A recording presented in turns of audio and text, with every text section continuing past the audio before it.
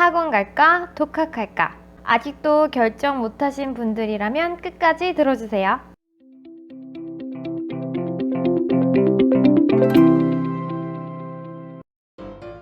안녕하세요. 30회 동차 합격생 홍 실장입니다. 독박육아를 하면서도 어떻게 1차와 2차를 동시에 합격하게 되었는지 4개의 영상을 통해 말씀드리고 있는데요. 공인중개사 시험이 무엇인지, 나라면 어떻게 공부해야 되는지 지난 영상을 통해 아셨다면 그러면 어떻게 공부해야 되는데? 라는 질문을 하실 거예요. 모두들 한 번쯤 고민해 보셨을 학원 갈까? 독학할까? 오늘은 이 질문에 대한 답을 찾아보는 시간을 가져보도록 하겠습니다.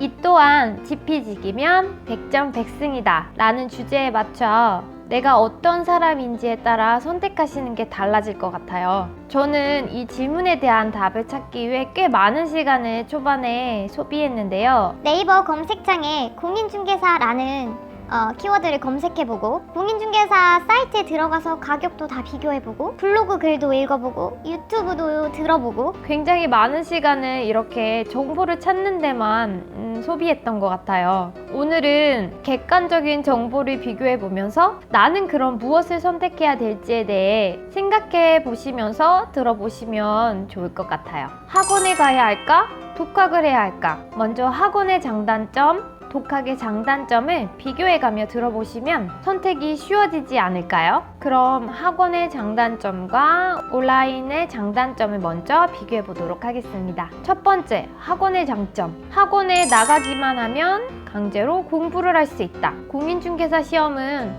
민법, 학개론, 공법, 중개사법, 공시법, 세법 등 엄청난 양의 법과 개론을 공부해야 하는 시험인 만큼 몰입이 필요합니다. 시험 준비 전 평범한 직장 생활을 한다던가 가사 일을 하다가 갑자기 엄청난 몰입을 단기간에 한다는 것은 사실 쉽지 않은 일임을 고려한다면 학원에 나가서 자리에 앉아 있으면서 자연스럽게 강의를 들을 수 있다는 건 굉장한 장점인 것 같아요. 반대로 나는 온라인 강의에 익숙해서 온라인 강의도 집중해서 잘 들을 수 있어 라고 하시는 분들은 온라인 강의만으로도 전혀 부족하지 않을 거예요. 하지만 온라인 강의를 들으면서도 몰입에 성공하기 위해서는 집에서 공부하기보다는 매일 도서관이나 카페로 출근하시는 걸 추천드릴게요. 확실히 집에서와는 집중도가 달라지더라고요. 주변에 공부하시는 분들만 봐도 한 번 더 일었을 거 자리에 앉게 되고 점심도 좀 더 빨리 먹고 들어오게 되고 공부하는 시간이 집에서 혼자 공부할 때보다는 확실히 더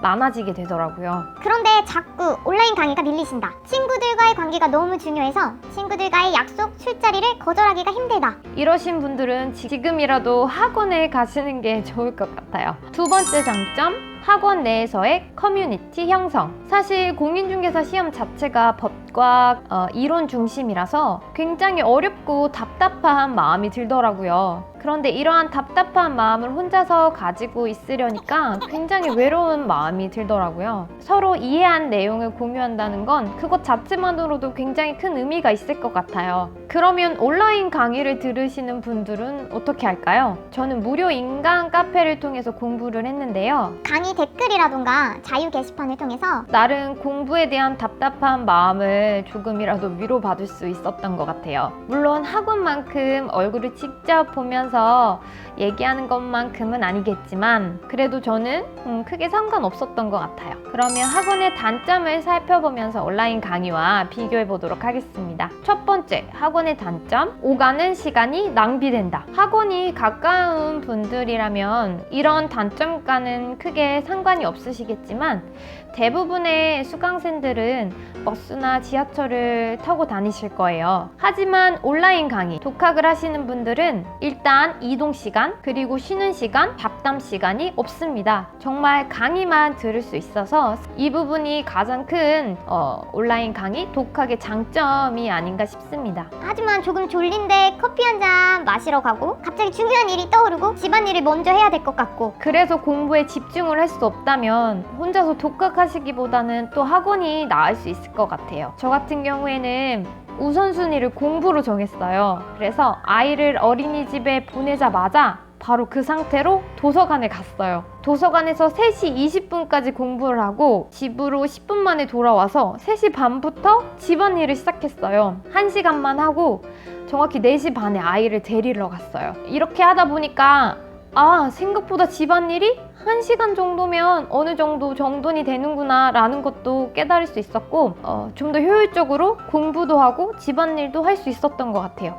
물론 일주일에 한 번은 화장실 청소 등 대청소를 해야 돼서 그때는 오전부터 청소를 하고 남은 시간에 공부를 하기도 했지만 각자의 상황에 맞게 시간을 조율해서 최대한 우선순위를 공부해 두고 하신다면 온라인 강의, 독학으로도 충분히 합격하실 수 있다고 생각합니다. 두 번째 학원의 단점, 넘기기, 멈춤, 속도 조절이 되지 않는다. 온라인 강의를 듣다 보면 강사님들이 농담도 많이 하시고 말투도 좀 느리시고 온라인 강의를 들으면 사실 강사님들이 농담하실 때는 넘어가기를 누르고요. 모르는 부분은 멈춰서 다시 듣고 말씀이 좀 느리신 분들은 최대 2배속까지 들어봤던 것 같아요. 기본적으로 저는 1.5배속에 놓고 강의를 들었거든요. 그래야만 하루 내에 주어진 강의를 다 들을 수 있어서 그렇게 진행을 했었습니다.